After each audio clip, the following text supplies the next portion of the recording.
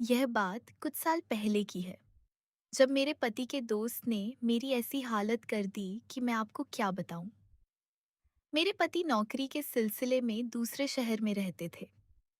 उनका एक दोस्त हमारे शहर में ही रहता था। मेरे पति ने मुझे उससे मिलाया था और अपने दोस्त से कहकर गए थे कि अगर संजू मुझे कोई काम पड़े तो अपनी भाभी की मदद कर देना और बाजार से सामान लाकर घर पहुंचा देना। उनका दोस्त बहुत अच्छा था। जरूरत पड़ने पर वह हमारे घर का कोई ना कोई काम कर दिया करता था। एक दिन जब मेरे पति घर पर नहीं थे, उनका वह दोस्त, जो हमेशा मुझे इस तरह देखता था मानो उसने मेरे जैसी खूबसूरत औरत कभी देखी ही न हो, हमारे घर आया। मेरा नाम समीक्षा है और मेरी उम्र 27 साल है। मैं आपको अपने साथ घटी यह सच्ची कहानी सुनाने जा रही हूँ। एक दिन उसने मेरे दरवाजे पर दस्तक दी। मैं पहले ही समझ गई थी, क्योंकि उसकी नजरें हमेशा मुझ पर ही टिकी रहती थीं। वैसे भी वह मेरे पति से ज्यादा आकर्षक था और मेरा दिल भी उसकी ओर खिंचा चला जाता था। जब उसने दरवाजा खटखटाया तो मैंने पूछा, कौन है? बाहर से आवाज आई, भाभी जान, मैं संजू। उसकी आवाज सुनते ही मेरे दिल की धड़कन तेज हो गई। उसने पहली बार मुझे भाभी जान कहा था और उसके बोलने का अंदाज कुछ अलग ही था, जैसे वह कहकर कुछ और समझा रहा हो। मैंने फौरन दरवाजा खोल दिया। उसने पूछा, आप कैसी हैं? मैंने धीरे से कहा, मेरी कमर में बहुत दर्द है। संजू ने अपनी हंसी दबाते हुए जवाब दिया, अगर आप कहें तो मैं गरम तेल लगा देता हूँ, दर्द जल्दी ठीक हो जाएगा। उसकी बात सुनकर मेरी सांसें थम गई। मैं समझ रही थी कि वह असल में क्या कहना चाह रहा है, लेकिन मेरा मन भी तो वही चाहता था। मैंने बस सिर हिला दिया और वह अंदर आ गया। मैं बिस्तर पर लेट गई। उसने तेल गरम किया, कुछ बूंदें उंगलियों पर लगाईं और मेरे पास बैठ गया। उसका शरीर मेरे बिल्कुल करीब था। उसका एक हाथ मेरी गर्दन को छू रहा था। जैसे ही उसने मेरी कमर पर गरम तेल लगाना शुरू किया, मेरी सांसें तेज हो गईं। उसकी उंगलियों का स्पर्श सीधा दिल तक उतर रहा था। कभी वह हल्का दबाव देता तो कभी थोड़ा ज्यादा। मैंने आंखें बंद कर लीं और अपने होंठ दबाने लगी। संजू धीरे से बोला, भाभी जान, लगता है गरम तेल अपना काम कर रहा है। उसकी मुस्कान और उसकी नजरें सब मेरे काबू से बाहर हो रही थीं। मैं खामोश थी, लेकिन अंदर से मेरा पूरा वजूद कांप रहा था। उसकी उंगलियां कभी थोड़ी नीचे चली जाती तो कभी ऊपर। मैंने उसके हाथ को रोकना चाहा, पर रोक न सकी। कमरे में सिर्फ मेरी धड़कनों की आवाज गूंज रही थी। संजू और करीब आया और आहिस्ता से बोला, मैं जानता हूं आप भी यही चाहती हैं, बस एक बार कह दीजिए। मैंने उसकी तरफ देखा। उसकी आंखों में वही तड़प थी जो मैं पहले भी महसूस कर चुकी थी। मैं कुछ नहीं बोली, बस नजरें झुका ली। उसने गरम तेल बगल की मेज पर रखा और करीब आ गया। अब हम दोनों के बीच सिर्फ एक कदम का फासला था। मेरी उंगली उसके हाथ से छू गई और मुझे लगा जैसे बिजली का झटका लगा हो। मैंने आहिस्ता से कहा, संजू। उसने मुस्कुराते हुए जवाब दिया, बस भाभी जान, अब मैं समझ गया। कमरे का माहौल गरमाने लगा था। दरवाजा बंद था, पति घर पर नहीं थे और मैं तथा संजू एक ऐसे मोड़ पर खड़े थे जहां से लौटना मुमकिन नहीं था। संजू सीधा मेरी आंखों में झांकने लगा। उसकी नजरें ऐसी थीं जैसे मेरे पूरे वजूद को नाप रही हों। मैं चुपचाप बस अपने होंठ काटती रही। उसने धीरे से कहा, भाभी जान, आप कुछ बोलती क्यों नहीं? आपके चेहरे पर सब लिखा हुआ है। मेरे लिए खुद को संभालना मुश्किल हो रहा था। दिल जोरों से धड़क रहा था। मैंने किसी तरह खुद को समेटा और मुड़कर उसे देखने लगी। वह आहिस्ता से करीब आया और उसके हाथ मेरी कमर पर ठहर गए। एक पल के लिए मैं झिझक गई, पर अगले ही पल अपनी आंखें बंद कर ली, मानो मैं भी तैयार हो चुकी थी। संजू ने धीमी आवाज में पूछा, अभी दर्द कम करना है या और बढ़ाना है? मेरे होठों पर एक हल्की सी मुस्कान आ गई, लेकिन मैंने कुछ नहीं कहा। उसकी आवाज और उसकी सांसें मेरे अंदर उतर रही थीं। कमरे में लैंप की हल्की रोशनी थी, जिसमें उसका चेहरा और साफ दिखाई दे रहा था। मैं उसकी हर हरकत को महसूस कर रही थी। जब उसने अपने दोनों हाथ मेरी कमर पर रखे, तो मेरी सांसें थम सी गईं। मैंने आहिस्ता से कहा, संजू, और उसने तुरंत जवाब दिया, बस भाभी जान, मैं यहीं हूं आपके लिए। मुझे लगा जैसे वक्त वहीं ठहर गया हो। उसका हाथ धीरे धीरे नीचे की ओर फिसल रहा था और मेरा जिस्म ढीला पड़ता जा रहा था। मैंने उसका हाथ थामकर रोकना तो चाहा, पर अंदर से खुद को रोक नहीं पाई। उसने अपना चेहरा इतना करीब कर लिया कि मैं उसकी सांसें महसूस कर सकती थी। मेरी आंखों के सामने सिर्फ उसका चेहरा था। उसकी मुस्कान जैसे कह रही हो, अब तो तुम मेरी हो। मैंने अपना सिर हल्का सा झुकाया और उस लम्हे में खुद पर काबू न रख सकी। संजू ने धीरे से कहा, भाभी जान, आपके पति को कुछ पता नहीं चलेगा। आप बस आज की रात को यादगार बना दीजिए। मेरी उंगलियां उसके हाथ पर कस गईं और मैं बस उसे ही देखती रही। दिल में डर भी था, पर उस डर से ज्यादा एक अजीब सी खुशी थी। वक्त रुकता जा रहा था। दरवाजा बंद था। घर में खामोशी थी और मैं तथा संजू एक ऐसी रेखा के दोनों तरफ खड़े थे, जिसे पार करते ही सब कुछ बदल जाना था। मैंने अपनी हंसी छिपाते हुए बस इतना कहा, तुम रुकने वाले तो हो नहीं, और मैं रुकने वाली नहीं। उसने तुरंत जवाब दिया, फिर देर किस बात की भाभी जान?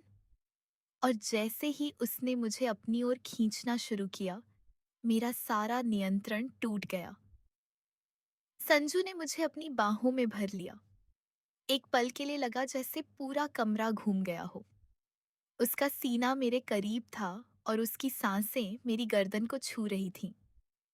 मेरा दिल इतनी जोर से धड़क रहा था कि उसकी आवाज मुझे खुद सुनाई दे रही थी। मैंने उससे थोड़ा दूर होने की कोशिश की, पर उसने मेरी कलाई थाम ली।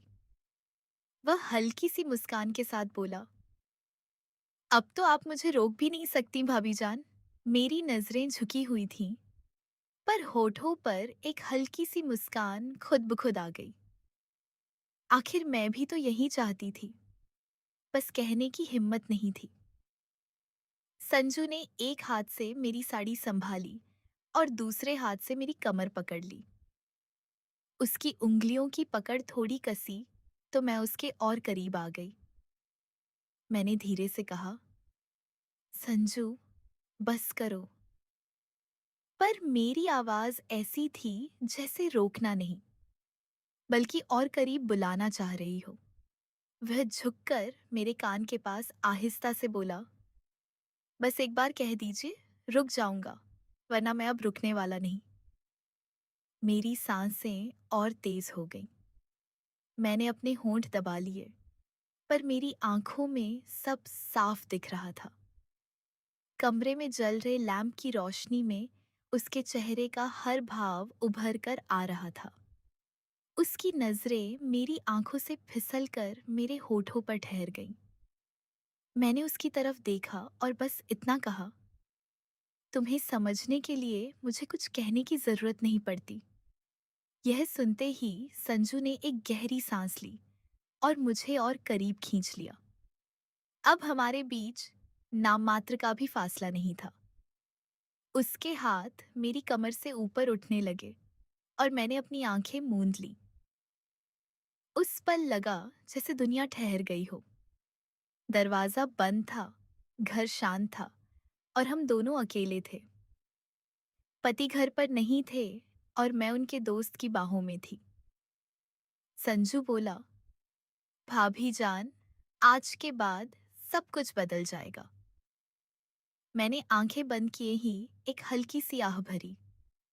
जो होना है हो जाने दो।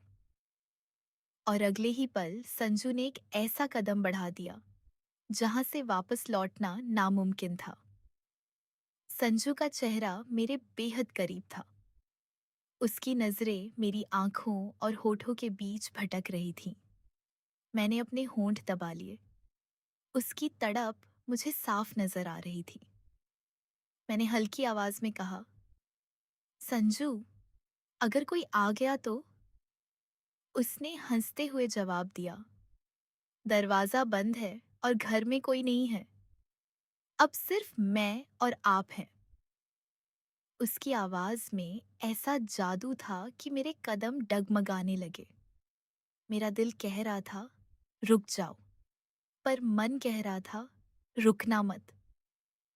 संजू ने एक हाथ से मेरी कमर को और कसकर पकड़ लिया और दूसरे हाथ से मेरी साड़ी का पल्लू सरका दिया। उसकी उंगलियां मेरी गर्दन से फिसलती हुई नीचे आने लगी। मेरी सांसें फिर तेज हो गईं। मैं उसकी तरफ घूमकर बोली, तुम्हें समझ नहीं आ रहा, मैं खुद को रोक नहीं पाऊंगी। संजू और करीब आया और धीमी आवाज में बोला, इसीलिए तो आया हूं, आपको रोकने नहीं, खुश करने। उस पल मेरी नजरें उसके चेहरे पर ही टिक गईं। उसका अंदाज, उसकी आवाज, सब कुछ मुझे उसकी तरफ खींच रहा था। मैंने अपना हाथ उसके सीने पर रखा, जैसे उसे दूर हटा रही हूं, पर वह पीछे नहीं हटना चाहता था, बल्कि वह और करीब आ गया। उसने मेरी कलाई पकड़ी और मुझे अपनी तरफ खींच लिया। अब हमारे बीच जरा सा भी फासला नहीं बचा था। उसकी सांसें मेरी गर्दन पर महसूस हो रही थीं। मैंने आंखें बंद करके अपना सिर उसके कंधे पर टिका दिया। उसने धीरे से कहा, भाभी, अब आप सिर्फ मेरी हैं। मेरी उंगलियां उसके हाथ को सहलाने लगी। मैं कुछ बोल नहीं पाई, बस उसके और करीब होती चली गई। कमरे की हल्की रोशनी में हम दोनों की सांसें तेज चल रही थीं। मैंने उसके कान के पास धीरे से कहा, जो करना है जल्दी करो। संजू ने बस इतना कहा, अब कोई रुकावट नहीं होगी। और उसी लम्हे के साथ सब कुछ हमारे नियंत्रण से बाहर हो गया। उस रात ऐसा लग रहा था जैसे वक्त वहीं थम गया हो। संजू का हाथ मेरी कमर से फिसलकर मेरी पीठ तक पहुंच गया। उसकी उंगलियों का वह हल्का सा छुआन भी मेरी सांसों को उखाड़ रहा था। मैंने उसकी ओर देखते हुए आहिस्ता से कहा, संजू, तुम्हें अंदाजा है ना, अगर किसी ने देख लिया तो? उसने सीधे मेरी आंखों में झांककर जवाब दिया, भाभी, जो कोई भी आपकी तरफ आंख उठाकर देखेगा, मैं उसकी आंखें निकाल दूंगा। अभी सिर्फ आप और मैं हैं, बाकी दुनिया भाड़ में जाए। मेरी हालत ऐसी थी कि मैं न तो मना कर पा रही थी और न ही खुलकर हाँ कह पा रही थी। उसकी नजरें मेरी आंखों में गड़ी थीं। संजू ने अपनी उंगली मेरे होठों पर रखी और बोला, अब कुछ मत बोलिए, बस महसूस कीजिए। मेरे दिल की धड़कन इतनी तेज थी मानो सीना फाड़कर बाहर आ जाएगी। मैं उसके इतने करीब थी कि उसकी सांसें मेरी सांसों से टकरा रही थीं। मैंने अपने होंठ दबाए, जिससे उसकी तड़प और बढ़ गई। उसने अपना चेहरा मेरी गर्दन के पास लाकर आहिस्ता से कहा, अब आप पूरी तरह मेरी हो चुकी हैं। मैं अपनी जगह एकदम सुन्न पड़ गई थी। उसकी बातें और उसका अंदाज मुझे अपने होश खो देने पर मजबूर कर रहे थे। मैंने आंखें बंद करके बस इतना कहा, जो शुरू किया है अब उसे पूरा कर दो। संजू की मुस्कान और गहरी हो गई। उसने मुझे अपनी बाहों में और कस लिया और उस रात कमरे की खामोशी सिर्फ हमारी सांसों की गर्माहट से टूट रही थी। संजू ने मुझे अपनी बाहों में इस तरह भर लिया मानो मैं उसकी सांसों का ही एक हिस्सा बन चुकी हूँ। उसकी उंगलियां अब धीरे धीरे मेरी कमर से नीचे की ओर सरक रही थीं और मैं बस अपनी सांसें रोककर उस एहसास को महसूस कर रही थी।